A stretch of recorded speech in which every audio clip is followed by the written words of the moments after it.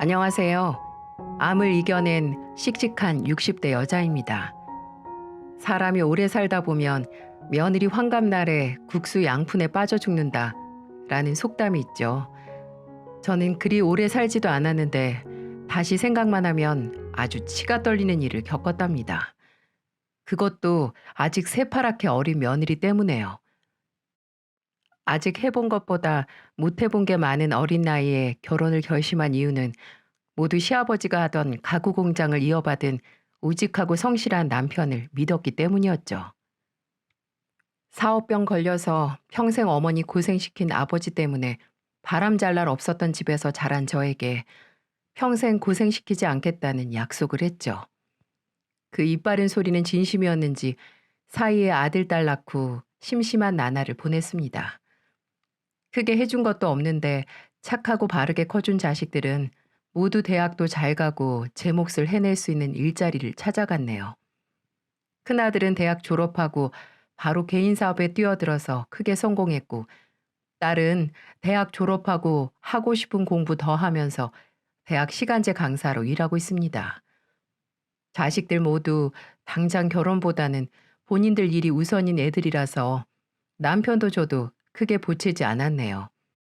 저도 50대일 때 손주들한테 할머니 소리 듣기 싫기도 했고요. 그러던 어느 날 점심 얻어먹겠다고 본가에 들른 아들이 만나는 여자가 있다고 하는 게 아니겠어요? 여자? 얼마나 만났는데? 다음 달이면 1년이에요. 어머나, 1년을 만나놓고 재현이 너는 엄마랑 아버지한테 말 한마디 안 하고 있었니? 그냥 빨리 말해서 뭐해요. 근데 이제 결혼 이야기가 나오기 시작해서 말씀드려야 할 것 같아서요. 그래, 재현이도 생각이 있었으니까 이제 말하는 거겠지. 그래, 뭐 하는 처녀냐? 몇 살이고? 저보다 2살 어리고 대기업 연구원이에요. 어디서 그렇게 능력 있는 여자를 만났대? 대학 동창이 소개시켜줬어요. 착해요, 싹싹하고. 엄마도 만나면 좋아하실 거예요. 내 마음에 드는 게 문제인가? 네가 좋다면 그만이지. 어차피 둘이 하는 결혼이고 요새 시월드다 뭐다 말이 많잖아요. 저도 딱히 시어머니 노릇을 하거나 며느리에게 대접받고 싶은 마음이 추워도 없었거든요. 그저 상견례나 결혼식 같은 절차나 명절 같은 특별한 날 형식적으로 마주할 사이라고만 생각했죠. 근데 아들 말대로 며느리는 정말 싹싹하고 어른에게 먼저 잘 다가오는 성격이었습니다. 처음 집으로 초대해 인사를 하는 날부터 알 수 있었죠. 어머님, 안녕하세요. 말씀 많이 들었습니다. 송기정이라고 합니다. 잘 부탁드려요. 그래요. 어서 와요. 아유, 뭘 이렇게 바리바리 싸왔어. 이 사람이 어머님이 에그타르트 좋아하신다고 해서요. 여기 진짜 맛집이에요. 줄 서서 겨우겨우 사왔으니까 맛있게 드세요. 그리고 이건 어머님 향수, 이건 아버님 향수예요. 뭘 이렇게 돈을 썼어요. 맛있게 밥만 먹고 가면 되는데. 그래도 어떻게 빈손으로 와요. 그리고 어머님 말 편하게 놓으세요. 이제 한 가족인데 어색하잖아요. 아, 그럼 그럴까? 그래, 일단 들어와서 앉아. 기정이가 동태찌개 좋아한다고 해서 동태찌개 끓였는데 입에 맞을지는 모르겠네.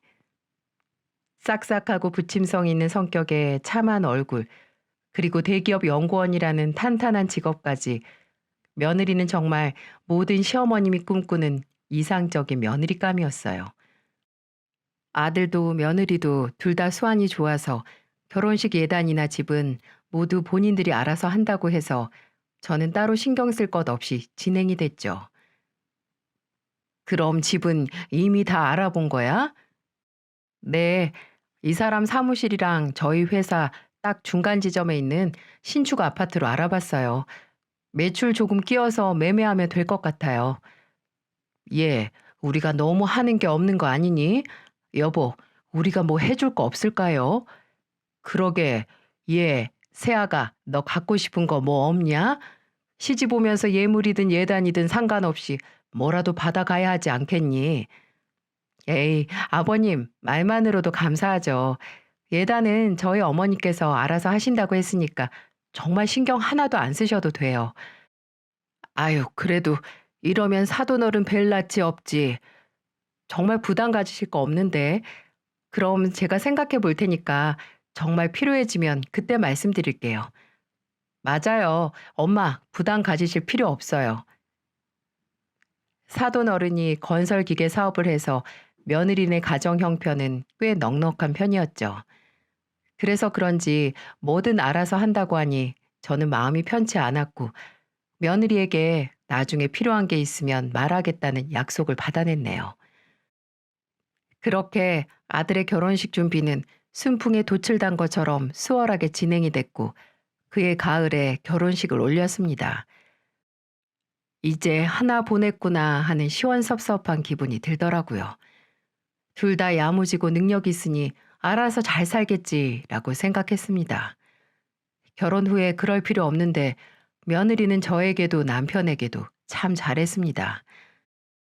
매번 먼저 연락을 해서 안부를 묻길래 제가 의무적으로 할 필요 전혀 없다고 해도 며느리는 이렇게 말했죠.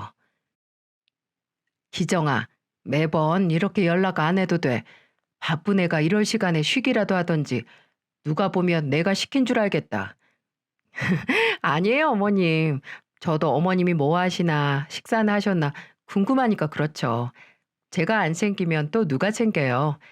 재현 씨 후자인 건 다 알지만 무뚝뚝해서 전화도 잘 안 하잖아요. 그런 거 간지럽다고. 그래, 재현이가 그런 거 못하지. 지 애비 닮아서. 맞아요. 재현 씨한테 듣기로는 아가씨도 재현 씨랑 성격이 판박이라서 간지러운 말 잘 못한다고 하던데 저라도 어머님 옆에서 이렇게 아양이라도 부려야 어머님 안 심심하시죠?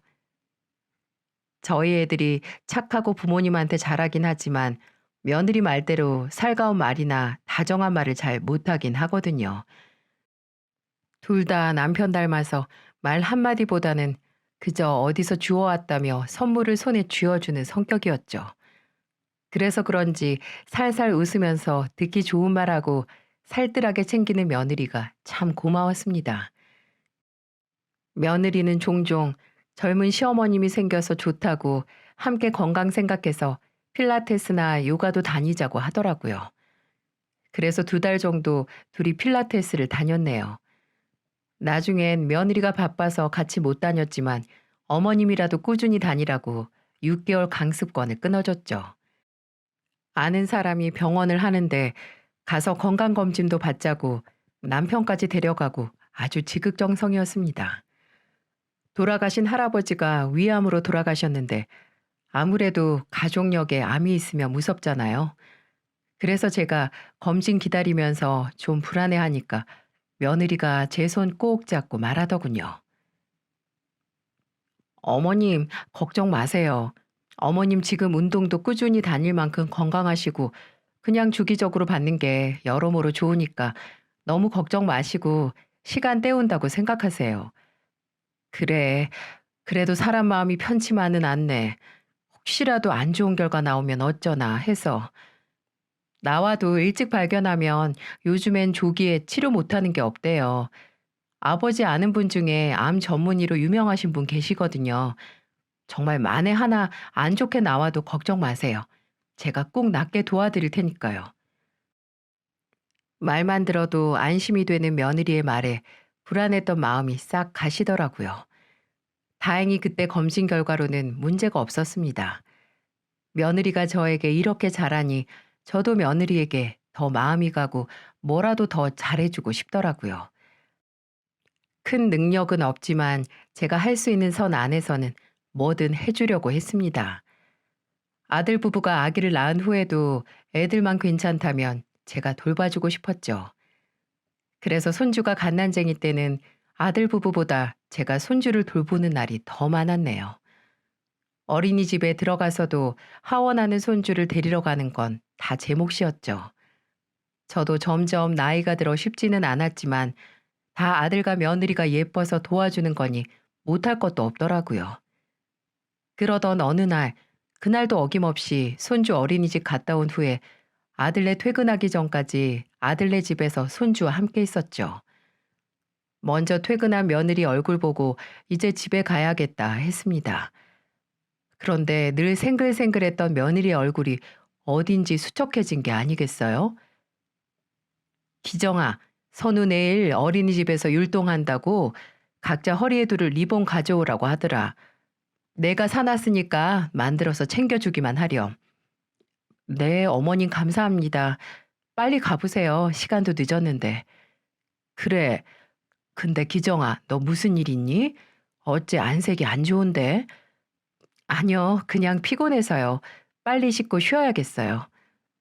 그럼 나 빨리 갈 테니까 어서 쉬어라. 며느리는 그저 피곤해서 그렇다고 했지만 그것뿐만이 아니라고 생각했어요. 근래에 걱정이 있는 사람처럼 굴긴 했거든요. 제가 아무리 물어도 말을 안 해주니 속이 답답했죠. 그래서 아들에게 물어보니 얼굴빛이 어두운 이유가 있더군요. 며느리 친정아버지 건설기계 사업이 휘청한 건지 사업 자금을 끌어모아도 마이너스라고 하더군요. 그래서 요즘 며느리가 힘들어한다고 옆에 있는 아들도 걱정이라고 하더라고요. 아들네 부부가 대출을 받고 싶어도 신혼집 사는데 이미 끌어다 썼기에 큰돈 대출 받기는 어렵다고요. 항상 밝기만 하던 애가 친정 문제로 얼굴이 회색빛이 되어 있으니 어찌나 안쓰러운지 그때 저는 아들네 부부가 결혼 전 나눈 대화가 생각이 났습니다. 결혼할 때 시어머니로서 제가 도와준 게 없으니 며느리가 필요한 게 있을 때 도와준다고요. 저는 이 일을 남편과 상의했고 남편도 동의를 해서 사돈 어른을 돕기로 했습니다. 제 앞으로 은행 대출을 2억 정도 해서 사돈 어른 사업을 돕자고요. 솔직히 제정신이 아닌 것 같아 보이시죠? 아무리 며느리 집 일이라도 대출까지 받아 도울 생각을 하다니. 하지만 그때는 정말 제 일 같아서 도울 마음이 생기더라고요. 부모님 일로 걱정하는 며느리가 예전에 저 같기도 했었거든요. 사업병 걸려서 여기저기 돈 꿔서 일을 크게 만들던 아버지, 그리고 집에서 매번 그런 아버지 걱정하며 마음 졸이고 있는 어머니를 보며 저도 어렸을 때부터 참 속 많이 썩었죠. 그 속마음을 잘 알기에 할 수 있는 일이었습니다.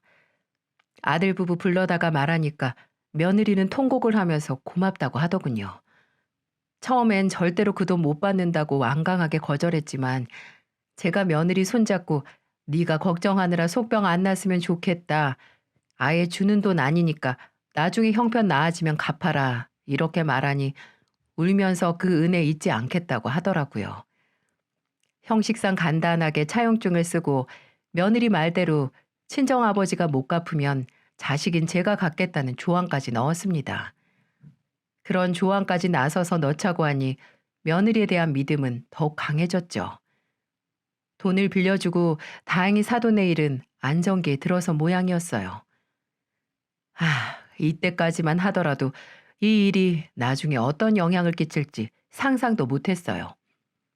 아들네 부부가 결혼하고 한 7년 정도 지났을까요? 아들의 사업에 문제가 생기고 말았습니다. 처음엔 남편에게 자잘하게 돈을 빌리기 시작하더니 나중엔 저희도 빌려주지 못할 정도로 큰 돈을 이야기하더라고요. 알고 보니 모두 아들이 간당간당하게 이어가던 사업을 살리기 위해 돈을 가져갔던 거였고 끝내 회생 불가능할 정도로 상황이 안 좋아져서 사업을 정리할 때가 오고야 말았어요. 실패를 맛본 아들은 폐인이 되어 저와 남편의 연락도 받지 않았습니다. 참다 참다 못 참은 제가 주말에 일찍 아들네 집으로 갔죠. 아무래도 아들 사업이 엎어지니 며느리 속도 말이 아닐 것 같다는 생각이 들었어요. 그리고 아들네 집에 도착해 배를 누르니 생전 처음 보는 얼굴의 며느리가 저를 맞이하더군요. 정말 표정 하나로 사람이 이렇게 달라 보이나 싶을 정도로 차가운 표정의 며느리였죠. 아, 오셨어요? 아침부터 무슨 일로 오셨어요? 어? 어. 아니, 재현이가 연락을 안 받길래 걱정이 돼서. 너는, 너는 괜찮니? 안 괜찮을 게 뭐 있겠어요. 남편은 서재에 틀어박혀서 안 나와요. 저하고도 말도 안 하고 어머님이 들어가서 한번 불러보세요. 전 어제 야근해서 좀 더 자야겠어요. 그래, 들어가서 쉬렴. 내가 알아서 하마. 며느리가 아들한테 실망했구나 하는 생각에 속상하더라고요. 솔직히 실망 안 하는 것도 이상하죠. 그날 아들에게 앞으로 어떻게 할 건지 상의를 했습니다. 일단 당장 할 수 있는 게 없으니 집에서 살림이라도 해라. 그리고 뭐든 경험 살려서 일 시작하라고요. 며느리에게도 다 설명하라고 했죠. 지금 네가 이렇게 입 다물고 있으면 며느리도 불안하고 너를 못 믿을 거라고요. 아들도 제 말에 동의했는지 알겠다고 했습니다. 제가 가고 나면 둘이서 이야기를 하겠다고요. 저는 부모로서 그저 아들이 정신 차리고 다시 일어서는 걸 지켜볼 뿐이었어요. 아들과 대화 후에 방을 나오니까 며느리는 아직 자고 있는지 보이지 않더라고요. 저는 며느리에게 문자만 남겨놨습니다. 이 일로 누구보다 네가 힘들 거 잘 알고 있다. 그래도 둘이 함께 힘을 모아 이겨내길 바란다. 이것도 시간이 다 해결해 줄 거야. 재현이가 능력이 아예 없는 것도 아니니까 믿어주렴. 그리고 뭐라도 내가 도울 게 있거나 대화하고 싶은 게 있다면 연락 주렴. 이라고 말이죠. 며느리는 아무런 답장이 없었지만 그저 상황이 안 좋아지면 모든 게 하기 싫어지지 않나요? 저는 그런 줄로만 알았죠. 나중에 아들은 원만하게 대화했고 일단 선우 돌보는 거나 집안일 전담하면서 다른 일을 알아보겠다고 전해왔습니다. 그리고 동시에 매번 며느리에게 먼저 오던 연락도 뚝 끊기게 됐죠. 며느리가 연락이 뜸해진 것도 한때고 다시 돌아오겠지. 이렇게 저 자신을 안심시켰지만 아들의 사업 실패가 확실히 며느리의 행동에 영향을 주긴 했습니다. 그걸 명절에 알게 되었죠. 명절 당일에는 며느리 친정에 간다고 하길래 그런가 보다 했고 다음 날 올 거냐고 아들에게 물으니 정말 늦게 답이 왔습니다. 다음 날 가겠다고요. 근데 집으로 온 건 아들뿐이었어요. 며느리도 손주도 없었죠. 왔니? 근데 기정이랑 선우는? 아, 둘 다 친정에서 하룻밤 더 자겠다고 해서요. 아, 그러니? 그래, 오랜만에 친정 갔으니 휴일 내내 있는 것도 좋지. 잘했네. 연락이 끊기고 얼굴도 오래 못 본 며느리 얼굴 오랜만에라도 보고 싶었지만 본인이 안 오는데 어쩌겠어요. 아내가 예쁘면 친정 말뚝 보고 절한다는데 남편이 미워지니 시댁 쪽으로 발 돌리기가 싫었나 보죠. 그래도 시간이 좀 지나면 괜찮을 줄 알았는데 며느리는 강간무소식이었습니다. 그런데 살았는지 죽었는지 알 수 없던 며느리에게 먼저 연락이 오는 게 아니겠어요? 저도 속없이 그저 오랜만에 연락에 기분이 좋아서 바로 받았죠. 기정아, 무슨 일이니? 어머니, 지금 당장 저희 집에 오세요. 택시 타고요. 네? 알아들으셨어요? 버스 타지 말고 택시 타고 오셔야 해요. 어? 예, 기정아, 기정아, 여보세요? 이게 다 무슨 일인가요? 다짜고짜 전화해서 당장 집으로 오라는 며느리. 솔직히 이게 뭔지 기분이 나빴지만 혹여나 무슨 일이 생긴 거 아닌가 하는 걱정이 들긴 했죠. 저는 일단 부랴부랴 가방만 딸랑 들고 택시를 잡아 아들네 집으로 갔어요. 기정아, 나 왔다. 무슨 일이니? 아, 오셨어요? 빨리 오셨네요. 어머니, 선우 좀 봐주세요. 평소 같으면 남편이 보면 되는데 오늘 뭐 면접이 잡혔다고 나갔어요. 무슨 주말에 면접을 보는지. 너 지금 애 보라고 부른 거니? 난 또 무슨 일이 생긴 줄 알고 놀랐네. 너는 그냥 전화로 자초지종 말하면 되지. 뭐가 급하다고 사람을 그렇게 불러. 제가 급하니까 그러죠. 저도 방금 잡힌 약속이라서 그랬어요. 어머님 백수 아들이 집만 잘 보고 있으면 저도 안 이러죠. 넌 무슨 말을 그렇게 하니? 너도 참. 그리고 재현이가 놀러 나갔니? 다 돈 벌겠다고 주말까지 여기저기 면접 보고 다니는 거잖아. 그렇게 해서 뭐라도 붙어서 일 시작하면 좋죠. 근데 아니잖아요. 아, 아무튼 저 늦었어요. 어머님, 저 나가요. 선우 과자 같은 군것질 절대로 주지 마시고요. 핸드폰 못 가지고 놀게 하세요. 너 무슨 종불이니? 왜 안 하던 안주인 노릇을 하니? 제가 이런 말도 못 하나요? 어쨌든 어머님이 제 애 봐주는 거 맞잖아요. 너 그렇게 내가 애 보는 게 불안하면 직접 봐라. 괜히 이거저거 하지 말라고 경고하지 말고. 이게 믿어지시나요? 저를 무슨 돈 주고 고용한 가정부나 시터 취급을 하는데 제가 제 며느리가 맞나 싶더라고요. 그래도 사람 마음이 뭔지 괜히 아들 사업이 망한 것 때문에 저도 며느리 앞에서 위축이 되는 거 있죠. 아휴, 제 자신이 다 한심해지더군요. 이후로 며느리는 종종 저렇게 저를 호출해서 손주를 보게 했어요. 예전에는 매번 아이 봐주면 제가 거절해도 제 가방에 돈 봉투 수고비라고 넣어주던 아이였는데 이제는 왔다 갔다 하는 교통비 한 푼을 주지 않더라고요. 늘 하는 말처럼 그래도 시간이 해결해 주겠지라고 생각했지만 시간이 갈수록 점점 상황은 안 좋아졌죠. 정말 스트레스가 만병의 근원인지 제가 마지막으로 받은 건강검진에서 유방암 판정을 받고 말았습니다. 아들은 괜히 본인 일이 잘못돼서 엄마가 병난 것 같다고 아이처럼 엉엉 울더군요. 남편도 평생 건강했던 제가 몸속에 병을 키우고 있었다는 말에 끊었던 술을 다시 마시기 시작했고요. 그래도 병원에선 아직 초기니까 반년 정도 치료받고 추적 검사만 하면 괜찮을 거라고 절 안심시켰지만 가족력이라는 단어가 저를 더욱 불안하게 만들었습니다. 초기라고 해도 다른 곳으로 전이된다면 큰일이니까요. 아들과 함께 병원으로 가서 정기적으로 받는 호르몬 치료를 하고 아들네 집에서 함께 점심을 먹는데 며느리가 들어오더군요.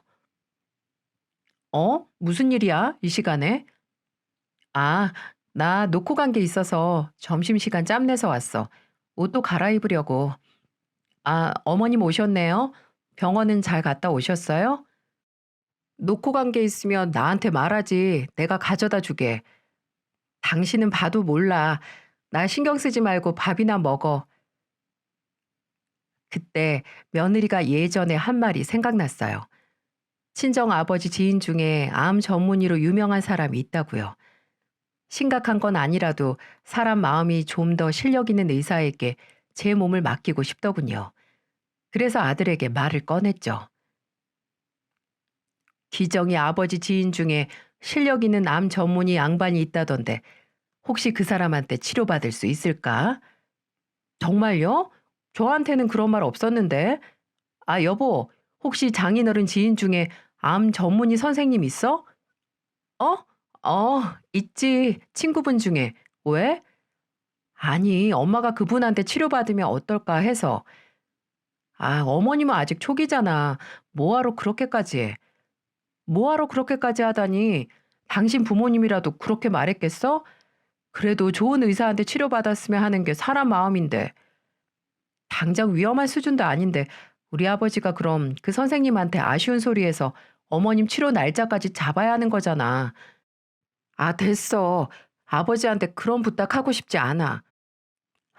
시어머니가 암으로 아프다는데 아쉬운 소리 하기 싫다고 거절하는 며느리라니. 정말 이건 사람이 바뀐 게 아니라 그냥 원래 저런 사람이었는데 제 눈에 뭐가 씌어서 지금까지 잘못 알고 있던 수준 같았어요. 처음에 다정한 며느리가 오히려 다른 모습이고 저 냉혈한 같은 모습이 진짜 며느리의 모습이라고요. 됐다.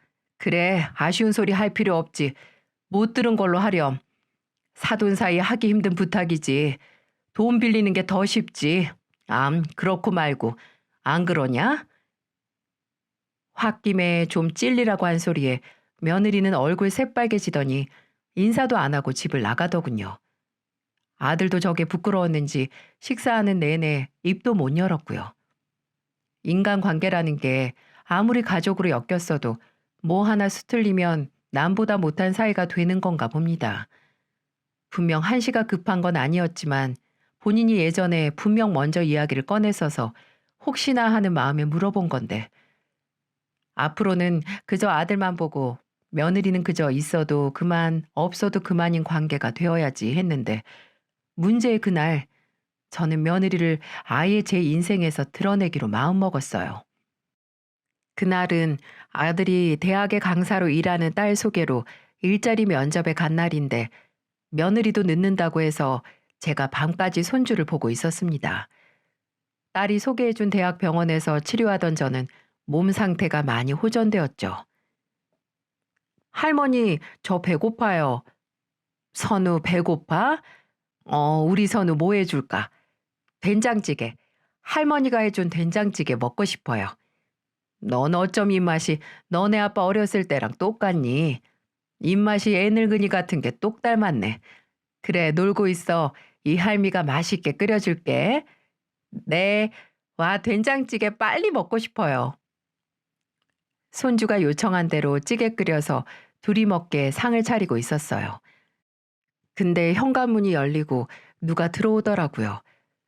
이제는 오히려 냉랭한 표정을 더 많이 보여주는 며느리였어요. 누구 왔니?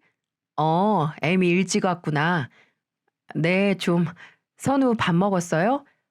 이제 먹으려고 그런다. 너도 식사 전이면 와서 먹어. 근데 이게 무슨 냄새예요? 아우, 쾌쾌. 냄새? 무슨 냄새가 난다고? 아, 어머님. 또 어머님 집에서 가져온 된장으로 된장국 하셨죠? 이거 냄새 난다고 그 사람한테 버리라고 했는데 왜 또 가져오셨어요? 뭐? 아니, 된장이 된장 냄새 나는 건 당연하지. 그리고 너도 이거 좋아했었잖니. 내가 한 된장찌개 먹으러 종종 왔었으면서 선우가 먹고 싶다고 하기에 끓였지. 그건 어머님 댁에서였고요. 저희 집에서 끓이면 가구에 냄새 다 밴다고요. 이거 잠깐 끓였다고 냄새 안 밴다. 창문도 열고 환기도 시켰으니까 걱정 마. 제가 냄새가 밴다고 하는데 왜 어머님이 잔소리세요? 됐으니까 비키세요. 어머 어머, 너 지금 뭐 하는 거야? 그거 들고 어디 가는데? 며느리는 식탁에 국을 떠놓고 있던 절 밀치고 된장찌개가 담긴 그릇을 들고 싱크대로 가더군요. 그리고 그대로 싱크대에 국을 부어버리는 게 아니겠어요? 정말 충격적이었습니다. 냄새가 난다는 트집으로 제가 끓인 음식을 죄다 버리다뇨. 싱크대에 지저분하게 쏟아지는 된장찌개를 보며 화가 머리끝까지 났죠. 얘, 너 지금 뭐 하는 거야? 왜 소리를 지르고 그러세요? 제 집에서 무슨 음식 먹을지 제가 정해요. 어머님이 뭔데 제가 싫다는 음식을 하시는 건데요. 아휴, 진짜. 남편도 꼴 보기 싫은데 이제 시어머니까지. 혼잣말처럼 중얼거리는 끝말에 저는 더 이상 참을 수가 없었어요.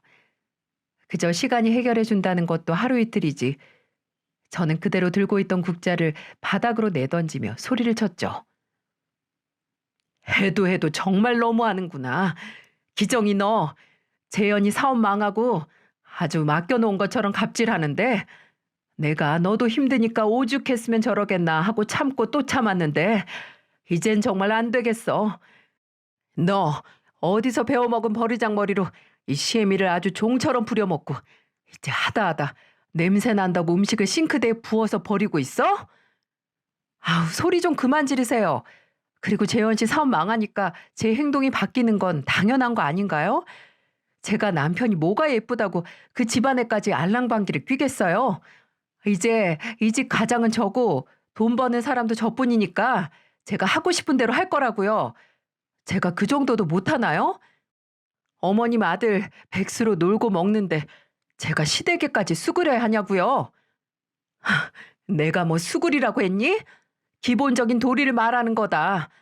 분명히 내가 며느리 노릇 안 해도 된다고 했을 때 어머님 어머님 하면서 먼저 다가온 것도 너야.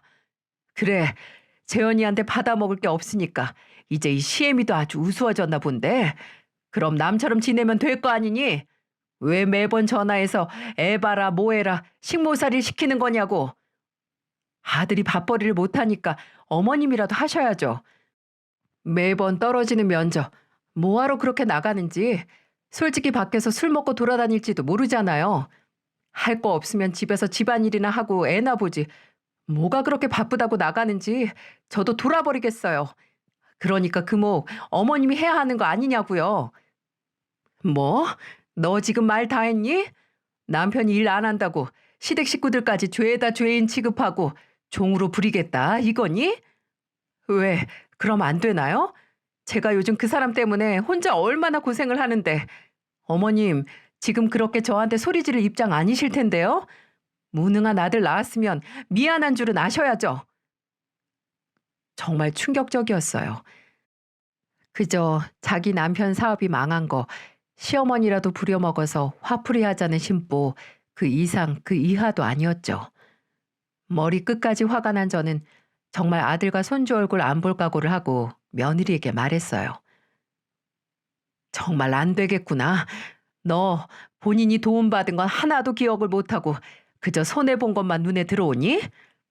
제가 도움을 받긴 뭘 받아요? 저 결혼할 때 뭐 하나 해주신 것도 없으면서. 너, 너희 아버지 사업 휘청할 때 내가 대출까지 받아서 2억 빌려준 거 기억도 안 나니? 그건 아버지가 빌린 거지 제가 빌린 게 아니잖아요.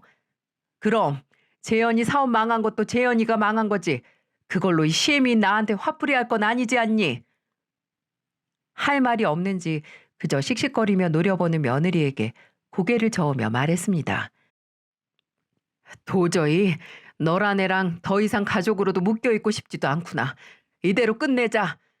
너랑 계속 같이 살든 말든 그건 재현이가 알아서 하는 거고 난 이제 너랑 끝이다 끝. 너희 아버지한테 빌려준 2억도 변호사 통해 연락 보낼 테니까 당장 갚으라고 해라. 돈 문제까지 싹 해서 정리하자꾸나. 그러세요. 돈으로 협박하면 누가 무서워할 것 같으세요? 어차피 아버지가 갚을 돈 전 무서울 거 하나 없어요. 마음대로 하세요. 끝까지 지 잘못 모르고 빈정거리는 며느리 얼굴 한 번 보고 그대로 그 집을 나왔습니다. 손주는 제 바짓가랑이 잡고 가지 말라고 했지만 단호하게 나와버렸네요. 집으로 돌아와서 남편에게 이 일을 모두 알렸고 화가 머리 끝까지 난 남편이 며느리에게 찾아가 한바탕 하려던 거 말리느라고 혼났습니다. 변호사에게 말해 차용증 내용 증명을 보내기 전 아들에게 먼저 말해야 하겠더라고요. 그래서 면접이 끝난 아들에게 본가로 들리라고 연락했죠. 집에 들어온 아들은 분위기에 안 맞게 너무 밝더라고요. 아직 며느리에게 연락을 못 받았구나 싶었죠. 어머니, 아버지, 저 면접 붙었어요. 당장 프로젝트 참여하게 됐어요. 제가 개인 사업이라도 경험이 많아서 그런지 같이 일하자고 하더라고요. 어머, 그래? 잘 됐네, 잘 됐어.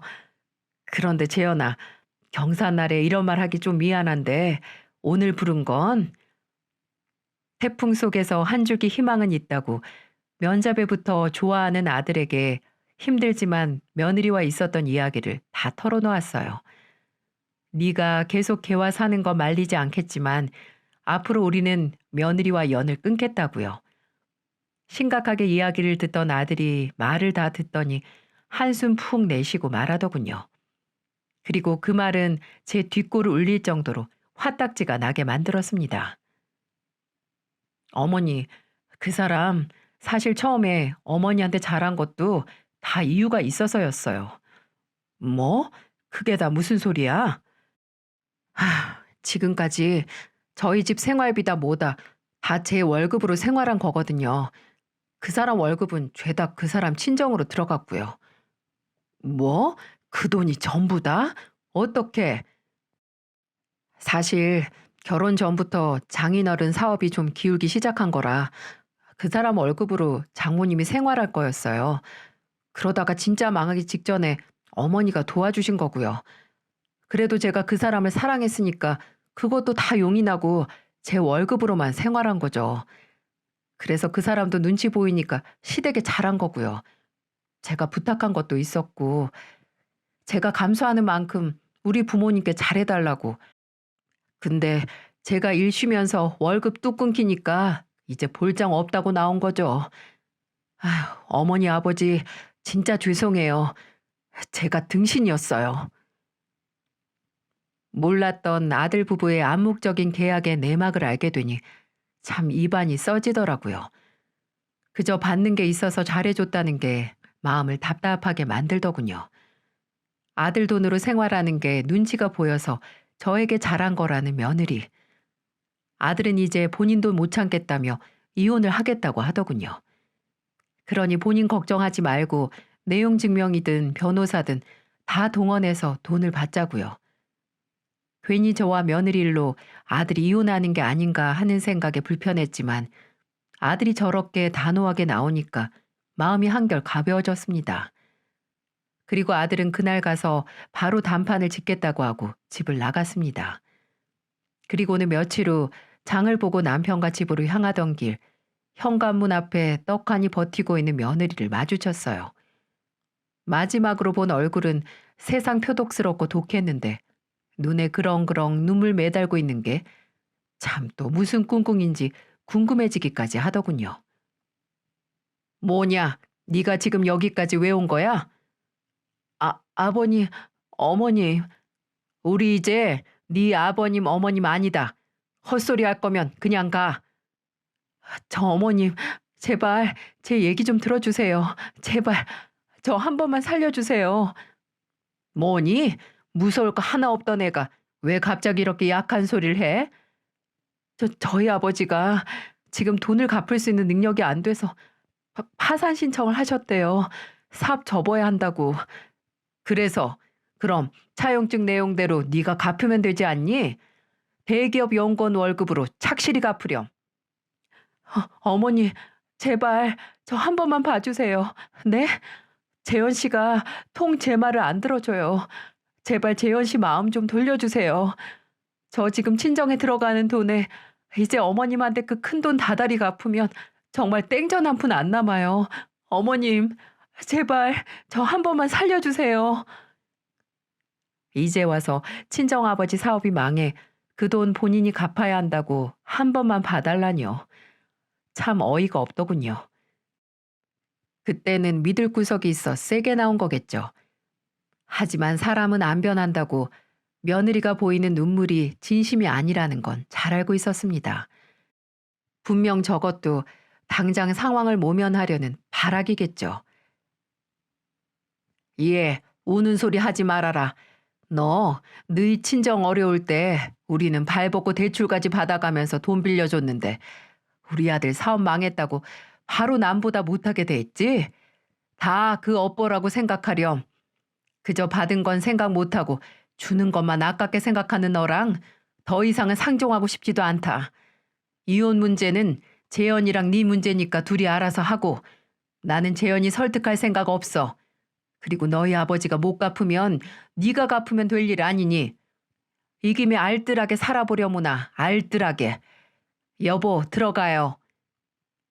현관문을 쾅 하고 닫고 들어와도 엉엉하고 울면서 저를 부르는 며느리의 목소리가 들렸지만 모른 척 했습니다. 버스 떠난 후에 손 흔든다고 아무리 흔들고 앞에서 춤을 춰도 저는 핸들을 돌릴 생각이 추워도 없었어요. 지금 아들은 이혼 소송 중입니다. 며느리가 딱히 뭘 잘못한 게 아니라 합의 이혼을 할 것 같지만 이제 혼자 힘으로 2억이라는 큰 돈을 갚아야 하니 앞으로 몇 년은 지옥 같겠죠. 그리고 며느리는 소송 중에 계속 변호사를 통해 아들에게 다시 합치자고 연락을 한다고 하네요.